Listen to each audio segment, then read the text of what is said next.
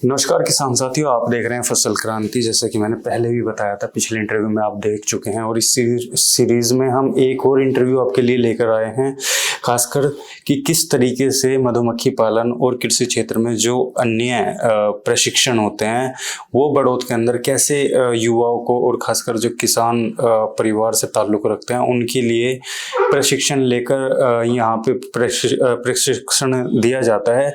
इसी पर चर्चा करने के लिए हमारे साथ AC&ABC से मौजूद हैं वसीम साहब। सर बहुत बहुत स्वागत है आपका। सर धन्यवाद आपका भी बहुत बहुत स्वागत है हमारे सेंटर पर। मेरा सबसे पहला सवाल ये है कि जो ये AC&ABC जो कार्यक्रम है खासकर मैनेज के अंतर्गत आता है, क्या है, इसके बारे में हमें थोड़ा बताएं। ये एक योजना है भारत सरकार कृषि एवं किसान कल्याण मंत्रालय की जी। हर इस योजना के कुछ उद्देश्य होते हैं जी। तो इसका भी एक उद्देश्य ये है कि जो एग्रीकल्चर से BSc एग्रीकल्चर हैं और वो ग्रेजुएट है और वो लोग बेरोजगार हैं, तो उनको एक ट्रेनिंग दी जाती है। ये ट्रेनिंग 45 दिन की होती है और इसमें सरकार की तरफ से आपको फ्री ऑफ कॉस्ट ट्रेनिंग दी जाती है। खाली इसका रजिस्ट्रेशन होता है, 500 रुपये फीस होती है। बाकी ट्रेनिंग के अंदर हम जितने भी एक्टिविटी होती है एग्रीकल्चर एग्री बिजनेस में, जैसे कि डेयरी फार्म है, पोल्ट्री फार्म है, फिश फार्म है, मधुमक्खी पालन है, गोट फार्म है, आपका इनपुट सेंटर है, सीड प्रोडक्शन है, प्रोसेसिंग है, मिल्क प्रोडक्शन है, प्रोसेसिंग है, मार्केटिंग है, तो लगभग 32 एक्टिविटी इस स्कीम में हम कवर करते हैं जी। और उसके ऊपर फोकस रहता है कि गुड क्वालिटी हमारे यहाँ आती है बढ़ाने के लिए जी। तो अलग अलग क्षेत्र से आती है, जैसे DRI करनाल में है, आपका KVKs है, एग्रीकल्चर डिपार्टमेंट है, एग्रीकल्चर कॉलेज है, बैंकर्स है जी। और नाबार्ड के DDM वगैरह होते हैं और बैंकर से भी LDM वगैरह होते हैं, जो कि स्कीम्स के बारे में बताते हैं, क्योंकि बहुत सारी स्कीम्स है। और स्कीम का सबसे बड़ा जो बेनिफिट ये है कि इसमें आप एग्री एंटरप्रेन्योरशिप स्टार्ट करते हैं जी। आप एग्रीकल्चर ग्रेजुएट हैं और आप एग्रीकल्चर सेक्टर में अपना स्टार्टअप कर सकते हैं जी। उसके लिए सबसे पहली चीज़ तो ये होगा कि आपको रोजगार मिल जाएगा। दूसरा, आप एग्रीकल्चर सेक्टर में काम कर रहे हैं तो एग्रीकल्चर में डेवलपमेंट करना है जी। क्योंकि अगर पढ़े लिखे लोग, टेक्निकल लोग अगर आगे आएंगे, अगर एंटरप्रेन्योरशिप स्टार्ट करेंगे, तो कहीं ना कहीं उनका जो कंसल्टेंसी है वो फार्मर्स को जाएगी, हमारे किसानों को जाएगी। तो किसानों के लिए बहुत बढ़िया ये है कि उनको एंटरप्रेन्योर स्टार्ट करना है, उनको टेक्निकल गाइडलाइंस देना है। तो जो ग्रेजुएट हमारे पास आते हैं, ऐसा नहीं कि खाली बेसिक एग्रीकल्चर ही आते हैं, MSc एग्रीकल्चर भी होते हैं। इवन हमारे पास अभी कुछ एप्लीकेशन आई है, उसमें PhD एग्रीकल्चर भी है जी। तो जो पढ़े लिखे लोग आगे आएंगे, एग्रीकल्चर सेक्टर में आएंगे, अपना खुद का काम करेंगे, स्टार्टअप करेंगे, तो कहीं ना कहीं वो किसानों से जुड़े के काम करते हैं। तो किसानों को भी वो टेक्निकल गाइडलाइन और कंसल्टेंसी वगैरह प्रोवाइड करते हैं। दर्शकों मैं बताना चाहूँगा, AC&ABC आप सोच रहे होंगे ये क्या है। दरअसल agri clinics and agri business clinics इसका पूरा नाम है।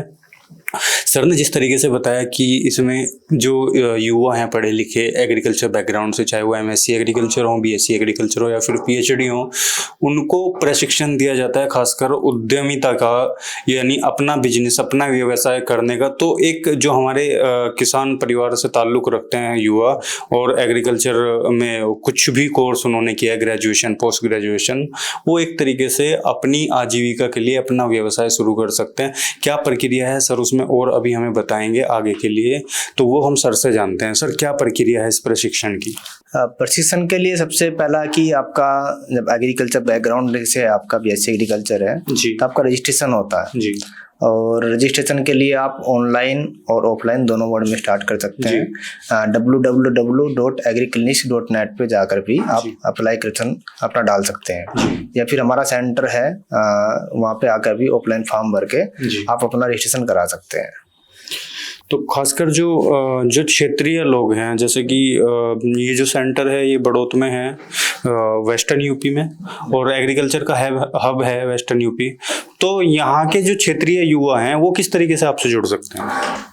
देखो, युवा के लिए तो हम कुछ एडवर्टाइजमेंट निकालते हैं, हम एग्रीकल्चर कॉलेज विजिट करते हैं, KVK विजिट करते हैं, यूनिवर्सिटी विजिट करते हैं, और जो लोग हमारे यहाँ से पहले ट्रेनिंग लेके जा चुके हैं तो उनके माध्यम से भी वो लोगों को अवेयरनेस के लिए बताते हैं कि भाई ट्रेनिंग होती है वहाँ पे, सेंटर्स है। तो हमारे जो एंटरप्रेन्योर यहाँ से जाके अपना काम व्यवसाय कर रहे हैं तो उनके द्वारा भी हमारा जो है ये प्रचार प्रसार होता है। वो लोग हमारे पास आते हैं, जुड़ते हैं। अभी आपने देखा कुछ लोग आए थे 2 बजे से, तो उनको पता लगता है कि जब आपने फील्ड में काम किया है, भाई आपने ट्रेनिंग कहाँ से ली है और आपने लोन कहाँ से लिया है, तो फिर हमारे पास सेंटर पे आते हैं। इसके लिए हमारी पूरी टीम है, फील्ड में काम करती है। हमारे पास सुपरवाइजर भी हैं, हमारी फील्ड की टीम है जो फील्ड में जा करके विजिट करती है और अवेयरनेस के प्रोग्राम करती है। जो पूरी प्रशिक्षण प्रक्रिया होती है, लगभग कितने दिन की प्रशिक्षण प्रक्रिया होती है, और उसके बाद किस तरीके का सहयोग, चाहे वो गवर्नमेंट की तरफ से हो या फिर संस्था, आपका जो ट्रेनिंग सेंटर है, संस्थान है, किस तरीके का सहयोग प्रदान किया जाता है? ये प्रशिक्षण 45 दिन का होता है जी, और इसमें रेजिडेंशियल प्रोग्राम है, और रेजिडेंशियल में आपका रहना और खाना और सरकार की तरफ से सब फ्री होता है। और उसमें आपका जो क्लास के अंदर मटेरियल होता है, जैसे कि आपको नोटबुक है, आपका पैड है, आपका पेन है, और जितनी भी स्टेशनरी वगैरह है, आपको पूरी किट प्रोवाइड की जाती है सेंटर पे, और उसका आपका कोई फ्री ऑफ कॉस्ट है, उसका कोई पैसा नहीं लिया जाता।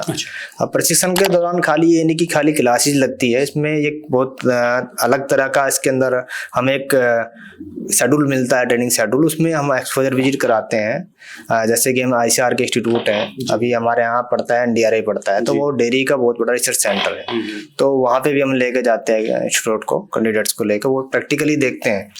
बहुत बड़ा डेयरी फार्म है, कौन कौन सी नस्ल उनके पास है, कौन गाय है, भैंस है, और उनकी बिल्कुल टेक्निकल नॉलेज, प्रैक्टिकल नॉलेज उनको एक्सपोजर विजिट के दौरान मिलती है।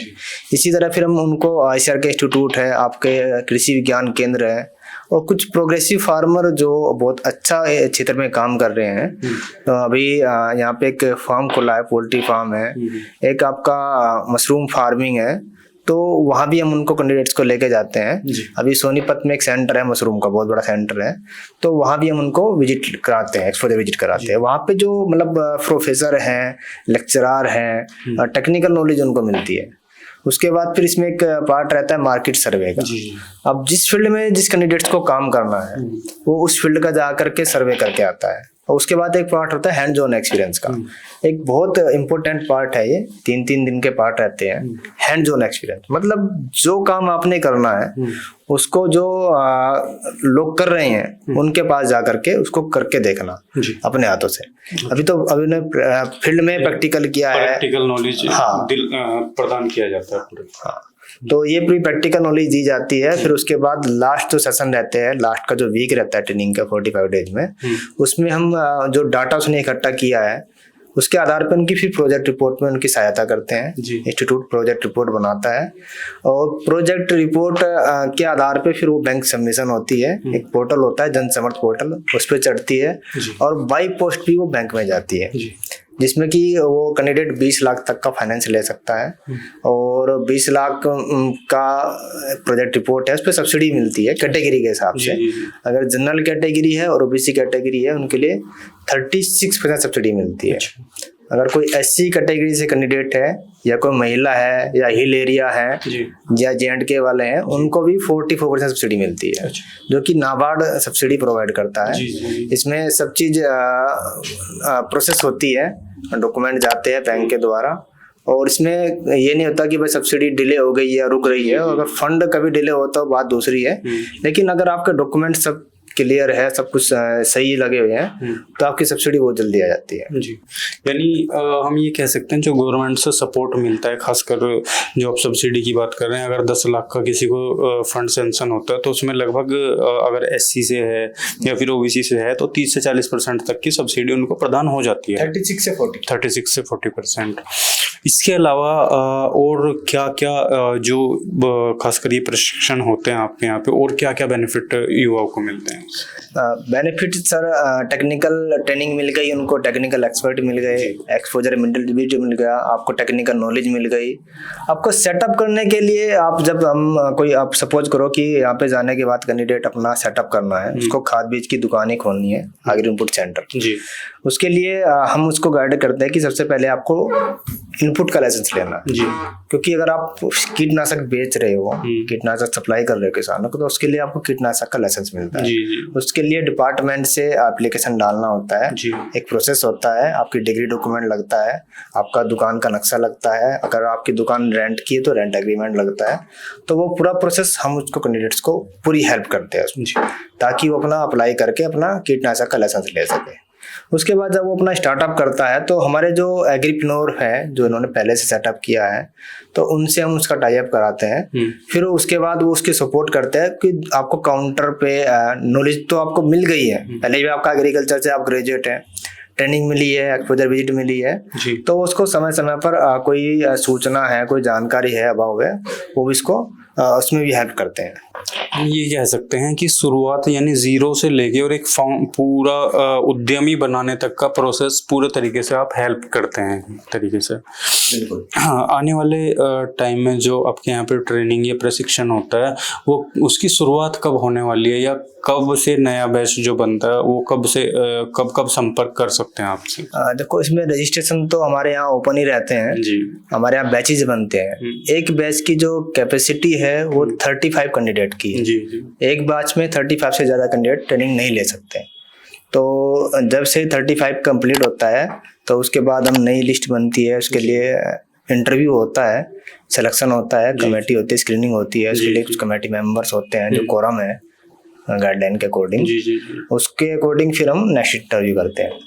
तो जैसे हमारे पास 60 एप्लीकेशन आती है तो ये हम अगले इंटरव्यू के लिए एलिजिबल होते हैं। अच्छा, बहुत बहुत शुक्रिया वसीम सर।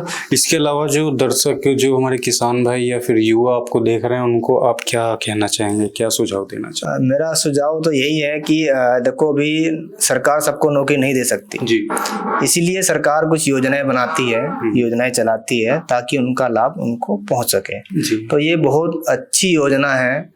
आपको बिल्कुल जीरो से आप स्टार्ट कर रहे हैं, आपको ट्रेनिंग प्रशिक्षण बिल्कुल फ्री ऑफ कॉस्ट मिल रहा है। यहाँ तक कि सरकार आपको रहने खाने तक की सुविधा भी फ्री ऑफ कॉस्ट दे रही है। पैड, पेन, पेंसिल, जो भी आपकी किट है, जो भी आपका सब कुछ विजिट वगैरह आएगा, वो सब उसमें फ्री ऑफ कॉस्ट रहता है। तो आप स्टार्ट करने के लिए आपको इतनी बड़ी सुविधा सरकार दे रही है, इतनी अच्छी योजना चला रही है। और ये योजना आज से नहीं चल रही है जी, पिछले 2002 से चल रही है, आज 2025 चल रहा है। तो इस योजना का इतना लाभ है, इतना लंबे समय तक कोई योजना चल रही है जी। तो ऐसा नहीं है कि उसके कुछ लाभ नहीं है, बहुत ज्यादा लाभ है। आज के टाइम में आप किसी से 5 लाख लोन लेने के लिए जाते हैं ना, तो हो सकता है कि वो बिना गारंटी के ना दे, और हमारी स्कीम में बिना 10 लाख का बिना गारंटी के लोन मिल रहा है आपको। तो उसमें सब्सिडी भी मिल रही है कैटेगरी के साथ 36% से 44%। तो मेरा क्या सुझाव यही है कि जो एग्रीकल्चर बैकग्राउंड से है, बीएससी एग्रीकल्चर है, एमएससी एग्रीकल्चर है, इवन अभी इसमें सरकार ने केमिस्ट्री, बॉटनी, जूलॉजी से जो ग्रेजुएट है वो भी ट्रेनिंग को कर सकता है। अच्छा, तो ये थे हमारे साथ AC एंड ABC से वसीम साहब, जिन्होंने बताया कि प्रशिक्षण को लेकर किस तरीके से जो युवा हैं, खासकर किसान परिवार से ताल्लुक़ रखने वाले युवा, अपना एक बेहतरीन करियर बना सकते हैं और अपना खुद का व्यवसाय कर सकते हैं। इसी तरीके की और भी जानकारी हम आप तक पहुंचाते रहेंगे। देखते रहिए फसल क्रांति। धन्यवाद।